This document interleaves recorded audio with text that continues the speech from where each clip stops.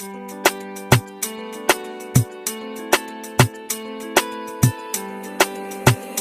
beat ain't normal.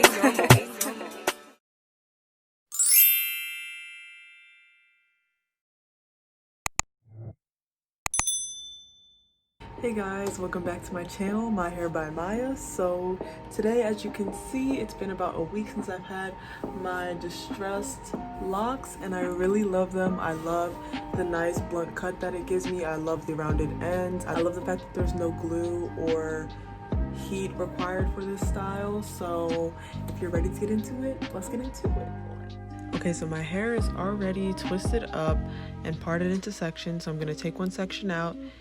And what I'm going to do is button the rest of my hair up and start with the free truss hair. So I'm going to open it up and I will take 2 pieces of the free truss hair. Here it is, and I will take 2 pieces out of that in order to start my first lock. So I will take my thumb and go through each piece just to fluff it out a bit.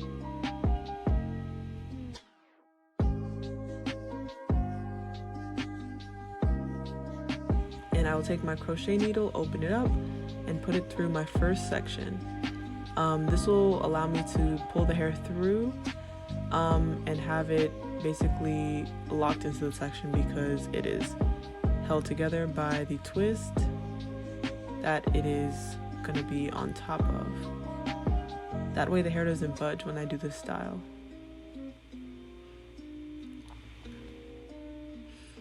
So the twist will be part of the base of my lock, and I'll put it with one of the sections, and the other part I will twist around it. I'll do the top part about 4 times tightly so that the hair is secure, and I will continue to go down as I start my lock. I put my thumb in between some of the wraparounds so that it could become a little bit messier. This took some time and practice, and I wasn't able to get it perfectly, actually a lot of the times, but it did give it a sort of messy look, but not as messy as I wanted it to be. But it all comes with practice, so I feel like if you continue to practice, or if you just go along and start changing up your methods, you might be able to get a messier look if that's what you're going for.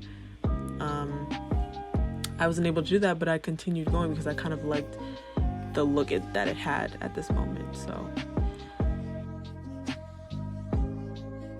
that's the great thing about doing locks, is that you can just go with the flow and go with whatever works for you, because no lock is going to be exactly the same and no lock is going to be perfect. So now that I found the spot where I want to twist it up, I go ahead and do that, twist it right up, and start twisting up along the base of the lock that was already created. Twisting up allows the lock to be a lot more secure and gives you another chance to make the lock as messy as you'd like it. You can make it messier as you go up, or you can continue to go tight if you want to really focus on the security and ensure that the lock will not unravel in any way.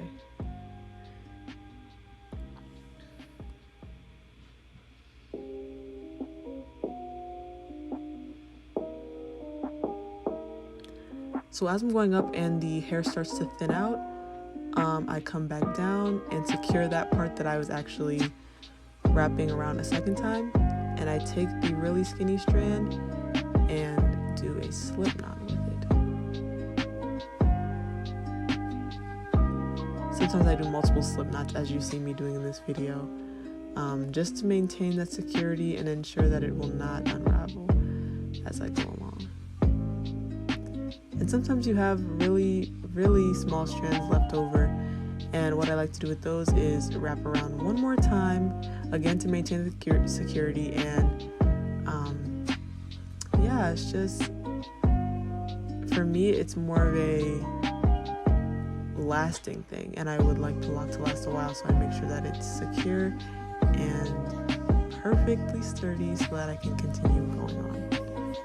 Now, one thing you see me doing here is stretching out my natural hair out to about the length of the lock, and that's just to show that having this glueless method is very beneficial, because it's like you don't need to glue down and accidentally glue in your hair, anything tragic like that. So I really like this method where you can just wrap your hair and not have to do any burning or gluing in this style, you know? So I'm gonna go crochet the next bit of hair into the second lock. And there we go, we have the loop, and what I'm gonna do is pull through with that.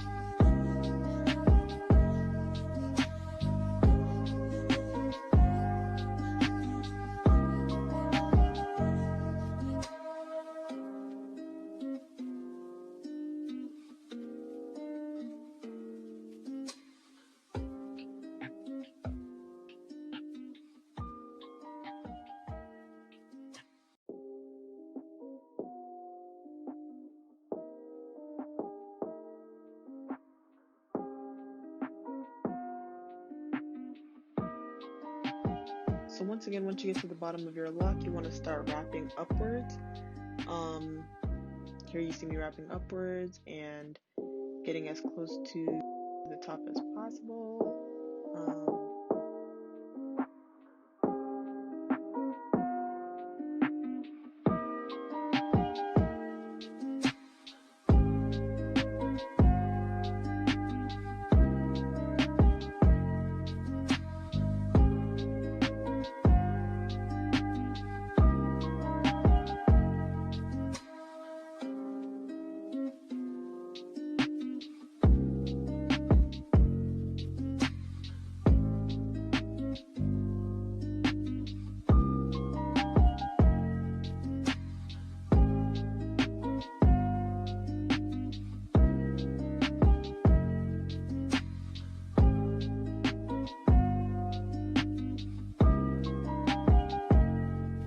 So right now it is 12:23. I started at about 12 o'clock.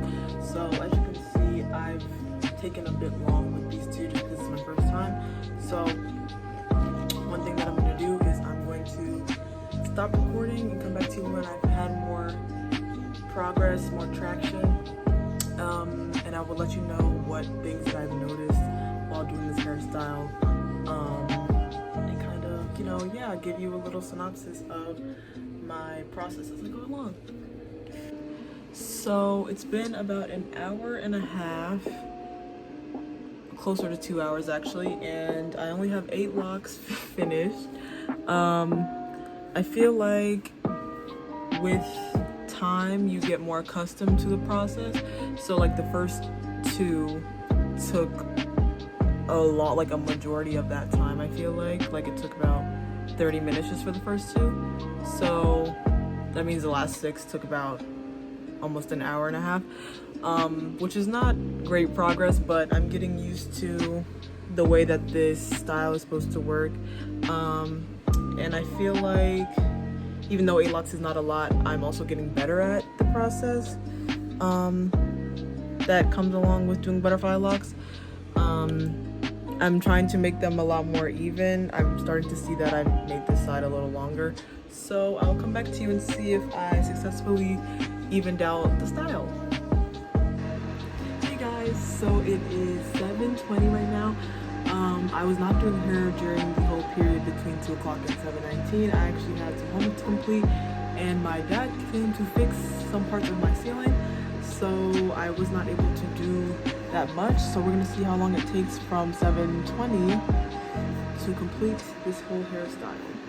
So one thing that I did notice about this hairstyle is that wherever you want it to stop, you need to basically lock a little longer than that length and then twist it back up. So if you want it to, let's say, drop right here, you would need to probably lock it until it gets here, so that when you twist it up, the bottom part will stop at the length above that. I feel like that's pretty useful just because if you want it at a certain length, you want it to stop a little bit below so that you have enough room to twist the bottom, because the bottom takes up some of the length when you twist it back up, if that makes any sense. Another thing that I've noticed is that the roots might feel a little bit loose depending on how tight you usually have your hairstyles, and that was one of the reasons why I don't usually get loose hair in my protective style, just because I have a fear. But it's like I have a feeling that it might slip if I use looser texture hair, but using the crochet makes it easier for me to feel comfortable wearing it because I know that it won't slip out. So that's why I use my crochet in order to do this style.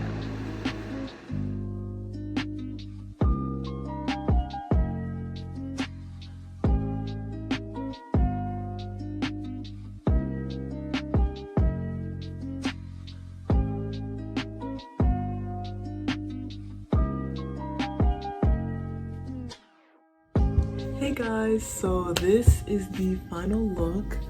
I really like the way these came out. I like how blunt and short these are. They were super easy to do and they didn't take super long because they were not the full length of regular locks.